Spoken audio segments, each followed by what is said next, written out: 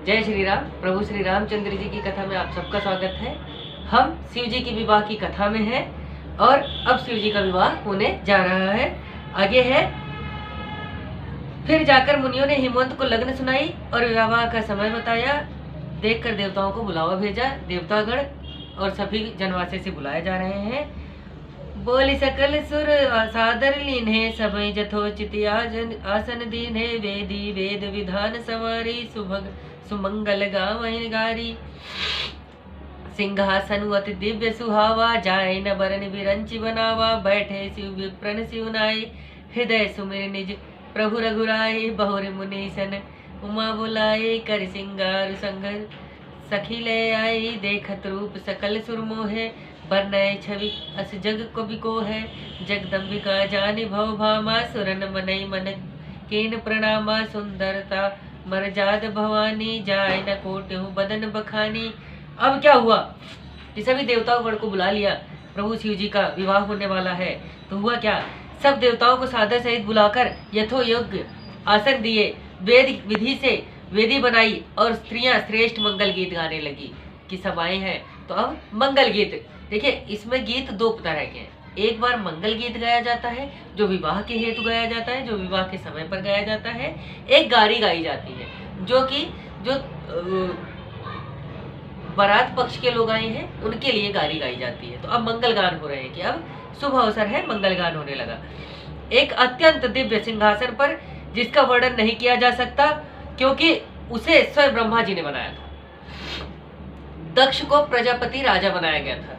प्रजापति का मतलब है जो लोग उस समय काष्ठ मतलब होता है लकड़ी के सामानों का निर्माण करते थे, उन्हें प्रजापति कहा जाता था। या जो घर बनाते थे उन्हें प्रजापति कहा जाता था। और ब्रह्मा जी प्रजापतियों के भी महाराज, यानी कि ब्रह्मा जी ने सब कुछ बनाया है। इसलिए ब्रह्मा जी ने जब उस दिव्य सिंहासन को बनाया जिस पे शिव जी बैठे हैं, तो उसका वर्णन कौन कर सकता है, क्योंकि सब कुछ बनाने वाले ने एक सिंहासन बनाया है, तो उसका वर्णन कोई नहीं कर सकता। शिव जी ब्राह्मणों को प्रणाम करके और अपने प्रभु श्री रघुनाथ जी को स्मरण करके उस पर बैठ गए, उस आसन पर जो बनाया था ब्रह्मा जी ने स्वयं अपने हाथों से। फिर मुनीश्वरों ने पार्वती जी को बुलाया कि आइए। माता पार्वती को बुलावा भेजा गया कि माता आए। श्रृंगार करके सखियां उन्हें ले आई। उनका रूप देखकर सब देवता मोहित हो गए कि माता है। ऐसा देख करके जितने भी देवता थे सब मोहित हो गए माता को देखकर। ऐसा कौन कवि है जो उस छवि का वर्णन कर सकता है कि माता का कोई वर्णन नहीं किया जा सकता, इतनी सुंदर है। जगत माता और शिव प्रिय जानकर देवताओं ने मन ही मन में प्रणाम किया। पार्वती जी की सुंदरता की सीमा, उनकी सुंदरता करोड़ों मुख से भी वर्णन नहीं की जा सकती। ऐसा मान लीजिए कि जब भी नेति नेति, जैसे मैंने कहा कि यह छोटी सी किताब, छोटी सी का मतलब यह है कि प्रभु श्री रामचंद्र जी का जो चरित्र है वो इतना अथाह है, जो सत्य संकल्प है वह इतना अथाह है, जो प्रेम की पराकाष्ठा है वो इतनी अथाह है कि इतनी सी किताब यानी रामायण में, पूरी रामचरितमानस में नहीं लिखी जा सकती, वो बहुत कम है। इससे बहुत ज्यादा अगर लिखा जाए तो ज्ञान का भंडार अगर गिना जाए तो जैसा कि पहले ही कहा गया है कि सब कागज मसी करो, कि वो कहा गया है, आपको याद होगा कि दोहा है कि जितने भी पेड़ हैं सबसे जो है कागज बना दिया जाए, जितने समुद्र हैं सबसे स्याहियां बना दी जाए। इसके बावजूद गुरु की महिमा नहीं लिखी जा सकती। वैसे ही जब गुरु की महिमा नहीं लिखी जा सकती तो भगवान की महिमा कैसे लिखी जाएगी। गुरु इसीलिए किए जाते हैं ताकि वो भगवान से मिला दे और गुरु को भगवान का, इसीलिए सबसे पहले गुरु को प्रणाम किया जाता है कि गुरु ने ही भगवान से मिलवाया है। तो भगवान की महिमा तो गुरु ही लिखते हैं, तो वह लिखी कैसे जाए। तो बहुत ज्यादा है कहने का मतलब। आगे, कोटिहु बदन नहीं बने, बरनत जग जननी शोभा। महासकुचहि कहत श्रुति शेष, सारद मंदमति तुलसी का। छब खानी मातु भवानी, गवनी माध्य मंडप शिव जहाँ। अवलोकि सकै न सकुच पति पद, कमल मधु करुता। अब क्या हुआ जो करोड़ों मुखे से भी नहीं कही जा सकती, पार्वती जी की ऐसी शोभा का वर्णन करते वेद शेषराग और शारदा जी को भी संकोच होता है मैंने कहा कि वेद, शेषनाग और शारदा, शेषनाग के कई सारे फन हैं, कई सारे मुख हैं, तो वह कई सारे मुखों से भी अगर वर्णन करें, वेद जो कि हमें पता है कि वेदों का ज्ञान इतना अधिक है, इसके बावजूद वो माता का वर्णन नहीं कर सकते। माता शारदा जिन्होंने ज्ञान को बनाया है, जिनके नाम से ही ज्ञान को जाना जाता है कि माता सरस्वती ज्ञान है, वह भी जिनका वर्णन नहीं कर सकती माता पार्वती का, तो तुलसीदास जी कैसे करें। तब मैं मंद बुद्धि तुलसीदास किस गिनती में हूँ, मतलब मेरी तो गिनती ही नहीं हो सकती। शोभा की खान भवानी मंडप के बीच गई, जहाँ शिव जी थे, संकोच के कारण पति के चरण कमलों को दर्शन नहीं कर सकी, परंतु मन रूपी भौरा तो वही था। मतलब माता चाहती थी कि शंकर भगवान को देख ले, या शंकर भगवान के पैरों को ही देख ले, पर वह डर के मारे नहीं देख पाती है। भले उनके मन हमेशा भगवान के चरणों में रहे, पर वह देखने से डर रही है। इसे कहते हैं आदर, कि वह इतना आदर करती थी भगवान शिव का कि उनको पाने के लिए उन्होंने हजारों वर्षों तक तपस्या कर ली कि भगवान से विवाह हो जाए, लेकिन देखने में संकोच था। आजकल पहले देख लेते हैं, शादी विवाह का तो छोड़ो, पहले मिल ही आएंगे, पहले बात कर ही आएंगे, ये कोई शादी है।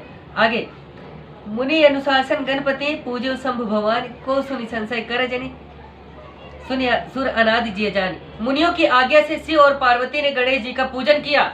देवताओं को अनादि जानकर कोई यह सुनकर मन में शंका न करे। क्या हुआ कि शंकर भगवान और पार्वती माता के पुत्र कौन है? गणपति बप्पा। और गणपति बप्पा की पूजा कर रहे हैं शंकर भगवान और पार्वती अपने विवाह में। तो इसको सुनकर के कोई यह आश्चर्य न करे, क्योंकि जो गणपति बप्पा है वो अनादि है। अनादि का मतलब जिसका न कभी अंत है न कहीं शुरुआत है, जो शांत से अनंत तक अनंत है और अनंत से शांत तक है।